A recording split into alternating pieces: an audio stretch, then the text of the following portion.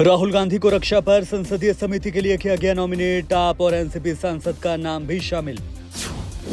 NCP के नाम निशान की लड़ाई। चुनाव आयोग ने शरद पवार को 3 हफ्ते का दिया वक्त।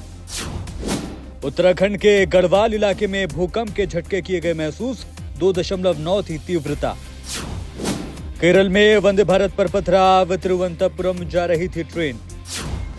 आईजीआई एयरपोर्ट पर उज्बेकिस्तान से आए 8 यात्री को किया गया गिरफ्तार। 2 करोड़ 93 लाख का सोना जब्त। मुंबई गोवा हाईवे बना रही कंपनी के दफ्तर में एमएनएस कार्यकर्ताओं ने किया हमला, तोड़फोड़ जमकर। शरद पवार इंडिया गठबंधन के फेविकॉल है। एनसीपी विधायक जितेंद्र आव्हाड का बयान।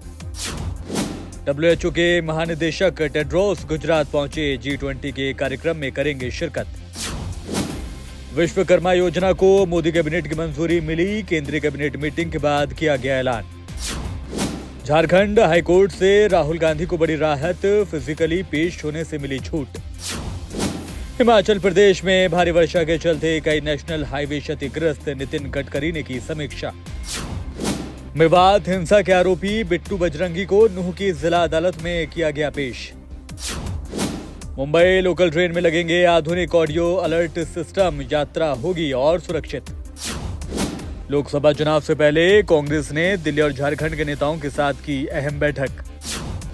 यूपी में बीजेपी में बड़े बदलाव की तैयारी। बदले जाएंगे 35 जिलों के अध्यक्ष। मुंबई में शरद पवार को अपना रुख स्पष्ट करना चाहिए। कांग्रेस नेता अशोक चव्हाण की मांग।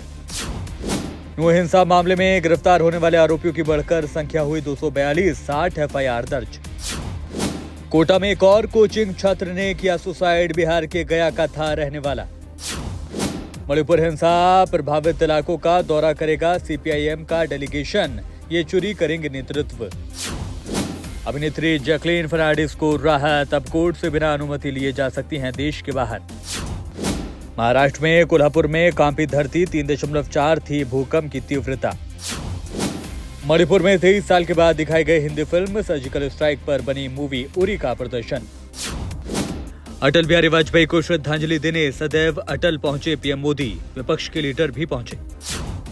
और हरियाणा में मंत्री संदीप सिंह पर यौन उत्पीड़न का इल्जाम लगाने वाली महिला कोच को किया गया सस्पेंड।